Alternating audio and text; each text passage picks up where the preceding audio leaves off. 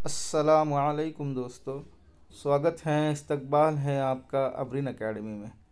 आज के वीडियो में हम स्कॉलरशिप 8वीं जमात के लिए उर्दू के ग्रामर से सनाए व बदाए इस टॉपिक के बारे में पढ़ने वाले हैं। तो आइए दोस्तों शुरू करते हैं।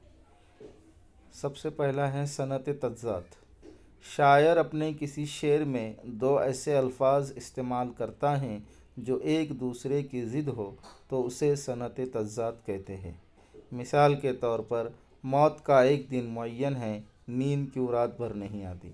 तो इस शेर के अंदर दिन और रात ये एक दूसरे की ज़िद है, एक दूसरे के उल्टा है, इसलिए ये सनत तज़ात की मिसाल है। उसके बाद वाला है सनत तलमी। जब शायर अपने किसी शेर में किसी तारीख़ी वाक़ये या कुरान आयत का ज़िक्र करता है तो इसे सनत तलमी कहते हैं।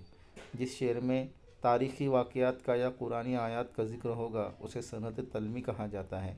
मिसाल के तौर पर बेख़तर कूद पड़ा आतिश नमरूद में इश्क, अक़ल है महव तमाशाए लबे बाम अभी। तो इसमें जो है तो नमरूद का जो है तो तारीख़ी वाक़या जो है तो बयान किया गया है, इसलिए ये सनत तलमी जो है की मिसाल है। उसके बाद वाली है सनत मुबालगा। जब शायर अपने किसी शेर में किसी बात को नाकाबिल यकीन हद तक बढ़ा चढ़ा तक पेश करता है उसे सनत मुबालगा कहते हैं। यानी जिस शेर में बढ़ा चढ़ा कर पेश किया जाएगा उसे सनत मुबालगा कहते हैं। मिसाल के तौर पर यारो शब फ़िराक में रोया मैं इस कदर, था चौथे आसमान पे पानी कमर कमर। तो ये बड़ा चढ़ा कर पेश किया गया, पानी इतना रोया कि पानी जो है तो कमर तक था। ठीक है।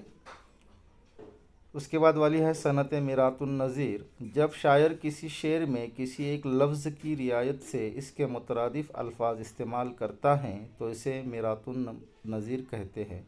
मिसाल के तौर पर पत्ता पत्ता बूटा बूटा हाल हमारा जाने हैं, जाने न जाने गुल ही न जाने पाक तो सारा जाने हैं। तो इस शेर के अंदर बाग के रियायत से मुतरादिफ जो है तो पत्ता पत्ता बूटा बूटा और गुल का इस्तेमाल हुआ है, इसलिए ये शेर मिरातुन नज़ीर है।